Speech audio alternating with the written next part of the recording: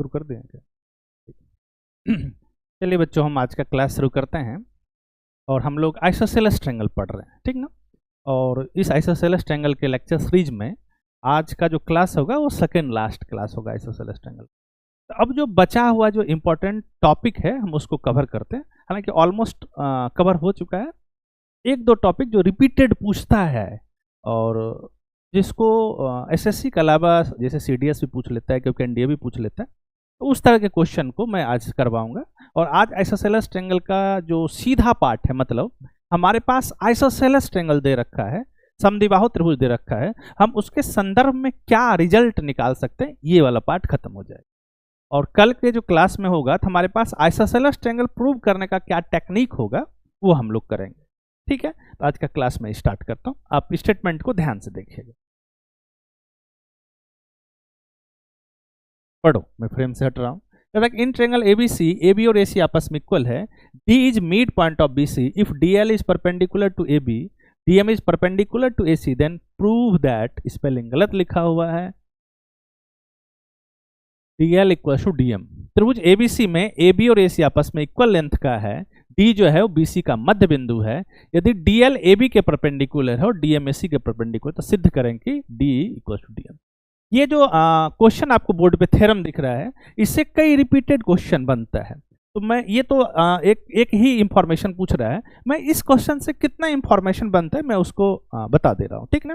पहले ये क्या पूछ रहा है ये मैं आपको बताता हूँ। ये कह रहा है कि एबीसी एक ट्रायंगल है, ये एक त्रिभुज है।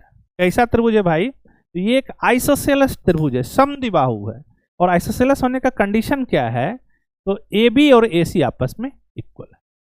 बीसी जो इक्वल साइड नहीं है, बीसी का जो मिड पॉइंट है ये हमने ढूंढ लिया, दिस। अब इससे इस पर हमने परपेंडिकुलर ड्रॉ किया और इससे इस पर परपेंडिकुलर ड्रॉ किया। इसका नाम डीएल और इसका नाम डीएम दिए। तो हमको दिखाना है कि ये और ये आपस में इक्वल है, ठीक, इस इंफॉर्मेशन के हिसाब से, ठीक ना। हम आपको इसको डीई दे रखा है क्या, ये एल है, दिक्कत नहीं। ये डीसी नहीं है, डीएल है, ये एल है, ठीक। अब इससे जो और भी इंफॉर्मेशन बनते हैं मैं उसको भी फोकस में रख के और इसको भी मैं करवा दे रहा हूं। देखो क्या क्या दे रखा है, मैं इस फिगर से आपको बता रहा हूं। हमारे पास दे रखा है कि एबीसी एक आइसोसेलेस ट्रायंगल है। कैसा भाई? तो एबी और एसी आपस में आइसोसेलेस हो गया। ये पॉइंट डी है, डी जो है इसका मिड पॉइंट है ना। और डीएल एबी पर परपेंडिकुलर है और डीएम एबी पर परपेंडिकुलर है। तो हमको क्या दिखाना है? हमको दिखाना है कि डीएल जो है वो डीएम के इक्वल है। कोई दिक्कत नहीं, ये एक जो क्वेश्चन पूछ रहा है। दूसरा मैं आपको इंफॉर्मेशन इसे ढूंढ के बताता हूं कि ये और ये आपस में इक्वल है, ठीक। हमारा फोकस क्या है? हम गिवन इंफॉर्मेशन से इस दोनों ट्रायंगल को कॉन्ग्रुएंट कर लेंगे और कॉन्ग्रुएंट करने के बाद जो इंफॉर्मेशन होगा उसको लिस्ट कर लेना है। गिवन क्या है? गिवन है कि आइसोसेलेस ट्रायंगल है तो उसका कोई दो साइड इक्वल होगा। तो जो साइड इक्वल नहीं है उसके मिड पॉइंट को चुनो, उससे इक्वल साइड पर परपेंडिकुलर ड्रॉ करो और तब वो परपेंडिकुलर का लेंथ इक्वल होता है, ये स्टेब्लिश करना। देखो बाबू, हम जो ट्रायंगल चुने, ट्रायंगल पीएलडी और ट्रायंगल एमडीसी हमने चुना, दिक्कत नहीं। अब ध्यान से देखो, ए बी और ए सी इक्वल है तो ये और ये एंगल आपस में इक्वल होगा। क्यों भाई?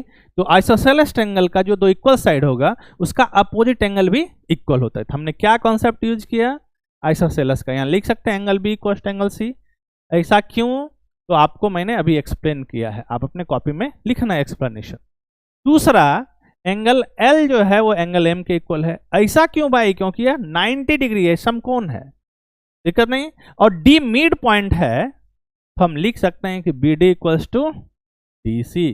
देखो, by angle, angle, side, triangle एक दूसरे कॉन्ग्रुएंट हो गया।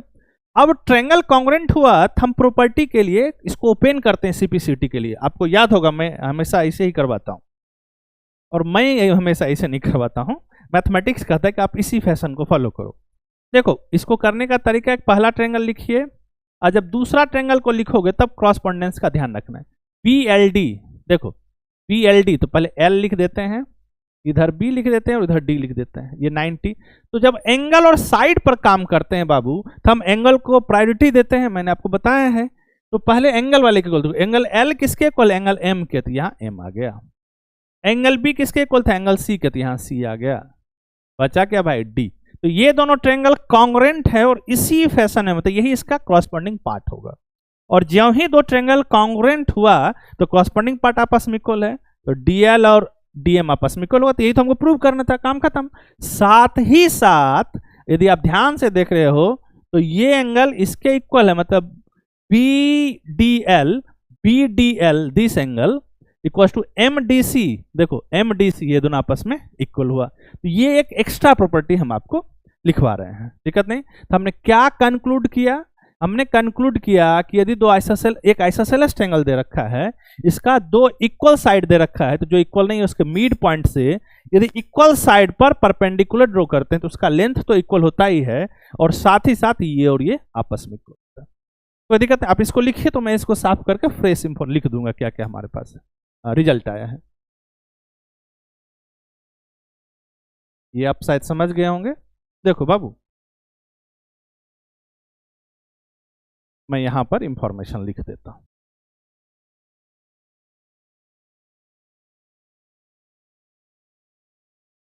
ये डी हमारे पास क्या गिवन है, तो पीछे थ्योरम तो ले रखा है, मतलब एबीसी एक आइसोसेलेस ट्रायंगल है, तो एबी और एसी इक्वल है, और ये 90 डिग्री है और ये 90 डिग्री, और डी मिड पॉइंट है, मतलब ये और ये आपस में इक्वल। ये हमारा गिवन इंफॉर्मेशन था। और हमको क्या मिला, हमको मिला कि डीएल का जो लेंथ है वह एमडी के इक्वल हुआ, एक इंफॉर्मेशन, और साथ ही साथ angle B D L equals to angle M D सी।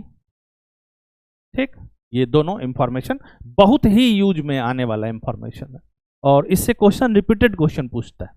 इसको देखो ध्यान से। अब इससे रिलेटेड हम कुछ क्वेश्चन की तरफ बढ़ते हैं।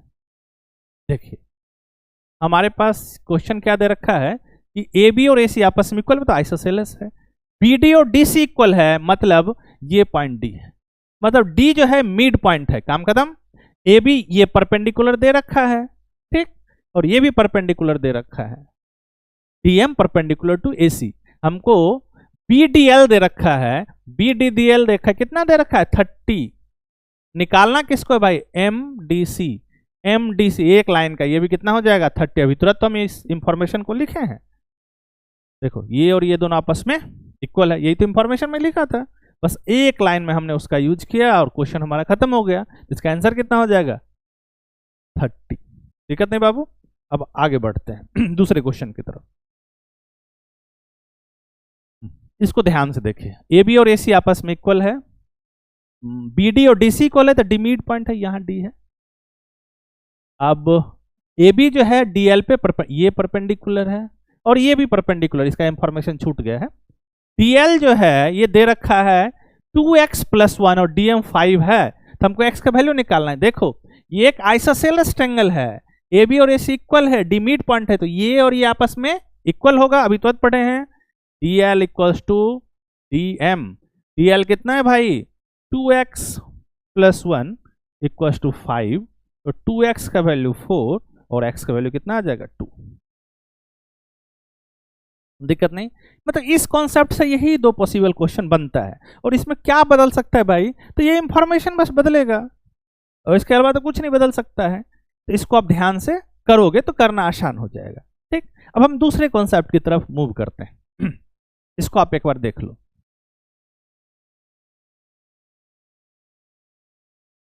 देखो ध्यान से, अगला कॉन्सेप्ट क्या है, इसको पढ़िए और मैं इसको काफी आसानी से रिजॉल्व कर दूंगा। मतलब bisector of angle B and C of an isosceles triangle ABC with AB और AC intersect each other at O. कोई दिक्कत नहीं। Then exterior angle adjacent to angle BAC and ACB are equal to BOC. एक समद्विबाहु त्रिभुज में A B और ए सी equal है, बी और सी का जो समद्विभाजक है ऊपर प्रतिच्छेद करता है, तो एंगल बी ए सी तथा इसका आसन्न बाह्य कोण, यहां बाह्य है,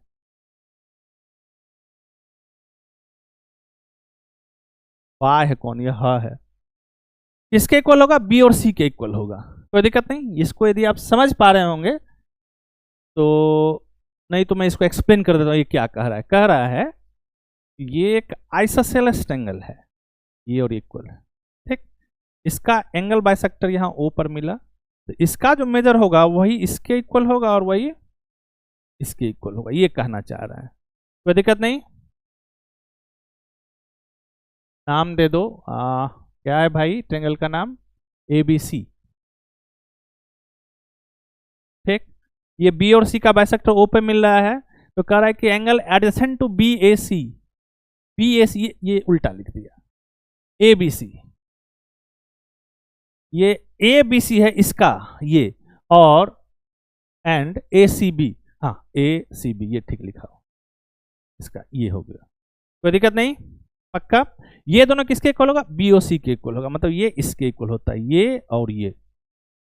दिक्कत नहीं, मैं इसको करता हूं, और करने से पहले मैं कुछ लिंक करूंगा इसमें। देखो यहाँ पर ट्रायंगल आइसोसेलेस है, ठीक। आपको यदि याद होगा तो मैंने आपको करवाया था कि किसी भी ट्रायंगल ABC में यदि B और C का एंगल बाइसेक्टर B और CO है रिस्पेक्टिवली, तब इस एंगल का क्या मेजर आता था? आपको याद है क्या? किसी भी ट्रायंगल में इसका मेजर आता था 90 प्लस हाफ ऑफ A। ये जब मैं angle sum property of triangle करवा रहा था तो मैं करवाया था।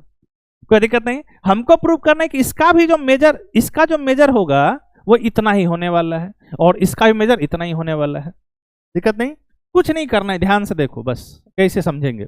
ये एंगल A है, तो एंगल सम प्रॉपर्टी का यूज करके B और B प्लस C क्या लिख सकते? देखो angle A plus angle B plus angle C equal to 180 degree. तो हम एंगल B प्लस C को क्या लिख सकते हैं बाबू? 180 माइनस ये। कोई दिक्कत नहीं, B और C आपस में इक्वल है, तो इसको x प्लस x क्या लिख सकते हैं? 180 डिग्री। मान लिया उसके मेजर को x, तो x का वैल्यू कितना आ जाएगा? 10/2। यहां से बहुत ही इंपॉर्टेंट रिजल्ट आएगा और करना भी आसान हो जाएगा। 90 माइनस A/2, मतलब इसका भी मेजर 90 माइनस A/2, इसका भी मेजर 90 माइनस A/2। दिक्कत नहीं, तो इसका मेजर कितना होगा? लीनियर पेयर लगा देते हैं। देखो क्या लगाएंगे, इसको बाहर वाले को t मान लिया, t plus 90 minus A/2 180 degree. उसको ज्यों ही हमने उधर भेजा तो t का वैल्यू कितना आ गया? देखो 180 minus 90 plus half of A, कितना आ गया? 90 प्लस हाफ ऑफ A। दिक्कत नहीं, इसका कितना वैल्यू आ गया? 90 प्लस A/2। इसका भी कितना वैल्यू आ जाएगा भाई? 90 प्लस A/2। ये बहुत ही इंपॉर्टेंट रिजल्ट है, इससे क्वेश्चन को सीधा खत्म किया जा सकता है। दिक्कत नहीं, मतलब जितना इसका वैल्यू होगा उतने इसका उतने इसका। लेकिन ये कब पॉसिबल है? जब ट्रायंगल आइसोसेलेस है, जब ट्रायंगल समद्विबाहु है। हमने समद्विबाहु का कॉन्सेप्ट लिया तब ना, ये और ये एंगल हमने इक्वल किया। मतलब समद्विबाहु त्रिभुज में इंटरनल एंगल का बाइसेक्टर जहां पे मिलता है, वो जो एंगल होगा वही एंगल इसके और इसके इक्वल होगा। और ये एंगल कितना होता है? 90 प्लस A/2, तो इसका वैल्यू 90 प्लस A/2 होगा। ये हमारा जो जनरल कॉन्सेप्ट है इस थ्योरम के रिलेटेड ये है। इसको आप देखिए, हम इससे संबंधित कुछ क्वेश्चन मैं आपको करवाता हूं।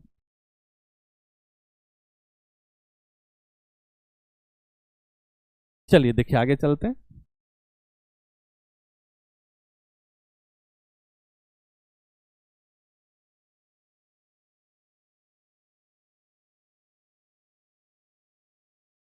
इस क्वेश्चन को करो। हमारे पास क्या दे रखा है कि AB और AC इक्वल है, आइसोसेलेस है, कोई दिक्कत नहीं। अब हमको बताओ ABC का क्या वैल्यू होगा? ABC का क्या वैल्यू होगा बताओ? एंगल सम प्रॉपर्टी लगा देंगे, angle A plus angle B और एंगल C, इसका वैल्यू कितना आ जाएगा भाई? 180 डिग्री। और एंगल A का वैल्यू कितना है? 80, और B और C को x और x मान लेते क्योंकि इक्वल है। 180 डिग्री, तो 2x का वैल्यू कितना? 180 माइनस, मतलब ये 100 हो जाएगा। x वैल्यू कितना आ गया? 50। काम खत्म, इसका वैल्यू 50। अब इसका वैल्यू कैसे निकालोगे? हमारा मेन कॉन्सेप्ट यही था, इसका वैल्यू कैसे निकालेंगे। अभी आपको याद होगा हमने बताया था कि इसका वैल्यू कितना होता है? 90 प्लस हाफ ऑफ A, मतलब 90 प्लस 40/2, तो 80/2 मतलब 40, और कितना आ जाएगा? 9 4 13 130। कोई दिक्कत नहीं। तो इसका आंसर कितना आ रहा है 130 और इसका आंसर कितना आ रहा है 50। या ऑप्शन से डील नहीं होना है, यदि लिखना है दोनों ऑप्शन को तो लिख लो भाई, ये 50 आ रहा है और ये 130 आ रहा है, ये हो जाएगा।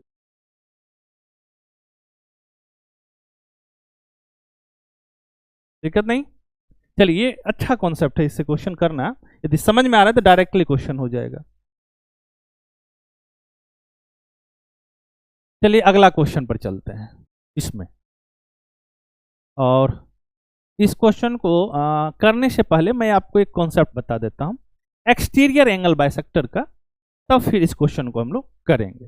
देखो एक्सटीरियर एंगल बाइसेक्टर आपको याद होगा कि किसी भी ट्रायंगल में यदि एक्सटीरियर एंगल बाइसेक्टर लेते हैं तो यदि ये ए है तो इसका मेजर मैं आपको बताया था in any triangle 90 minus a/2। ठीक, अच्छा बताओ ये यदि आइसोसेलेस और ये इक्वल है तो ये एंगल कितना हो जाएगा? तो इस दोनों का जो सम होगा वो होगा 180 minus half of A, 180 minus A, और ये दोनों इक्वल है तो निकालने के लिए हाफ कर लेंगे। एंगल सम प्रॉपर्टी यहां यूज किया, मैं लिख ही देता हूं नहीं तो बाद में आप लोग कंफ्यूज करोगे।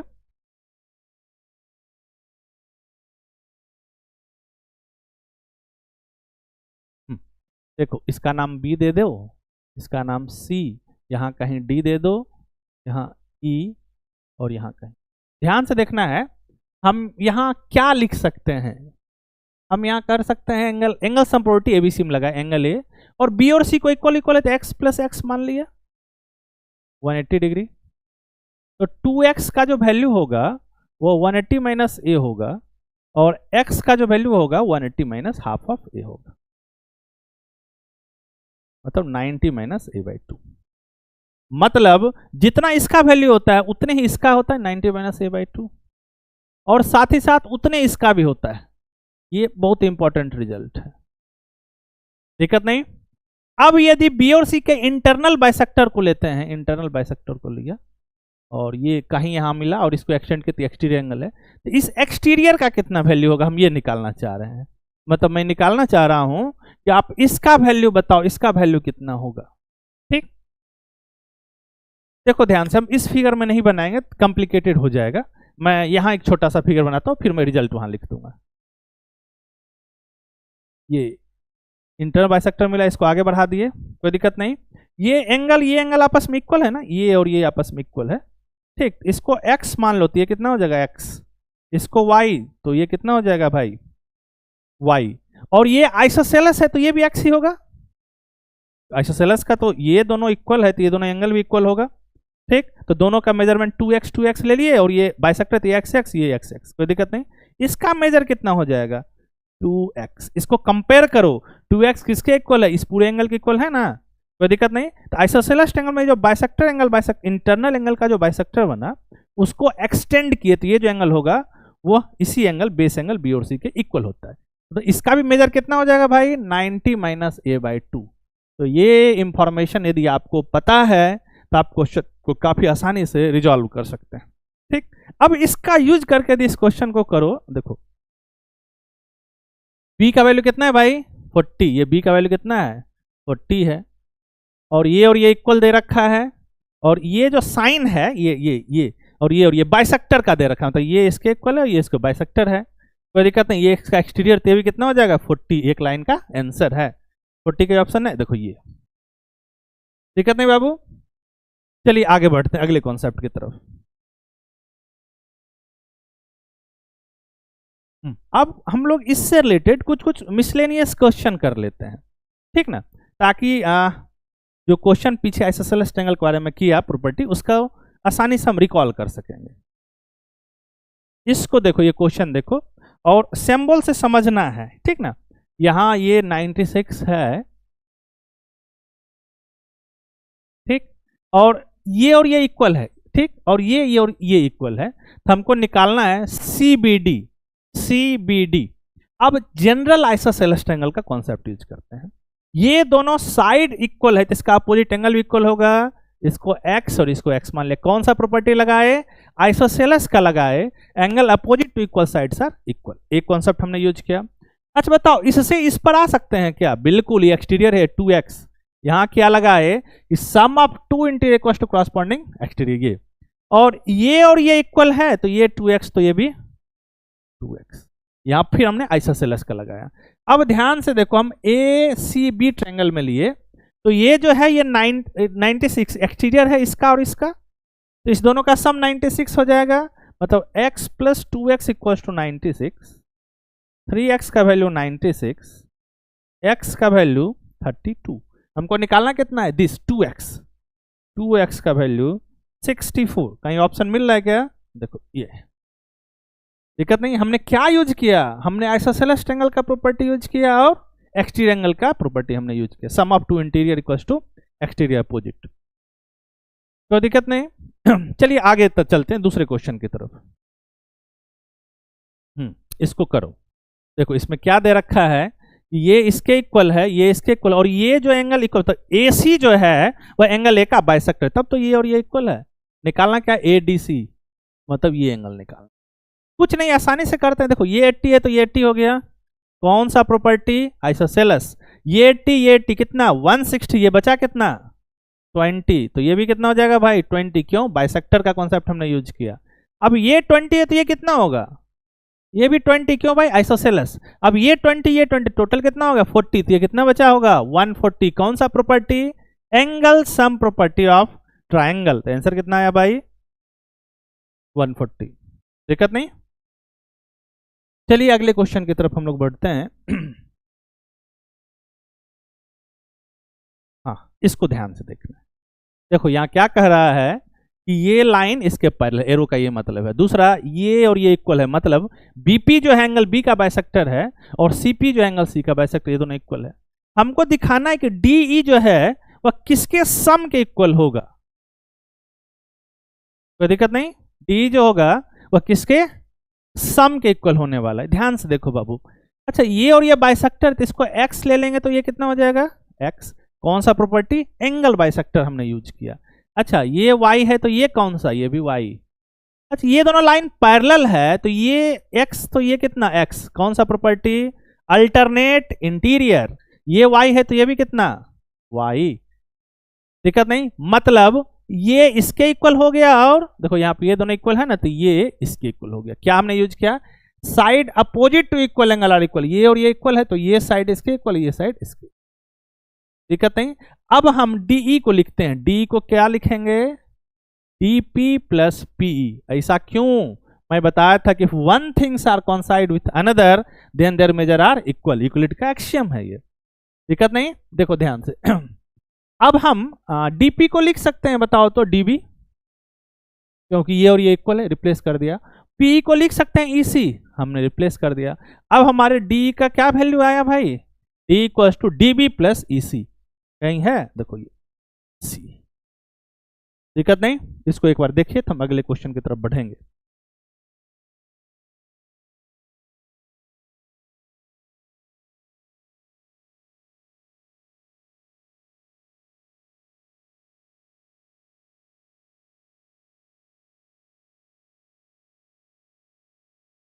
इस क्वेश्चन को करो, यहां पे कह रहा है कि देखो फिगर में कि ये और ये आपस में इक्वल साइड है और ये लाइन पैरेलल है, ये 32 है ECD 32 और ये EBD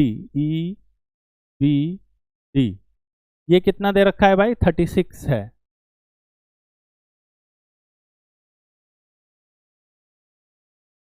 यहाँ पे B क्या है, ये तो B के बारे में कुछ इंफॉर्मेशन नहीं है। AB पैरेलल टू CD, ठीक है। CE equals to CE equals to CE भी सही है। EBD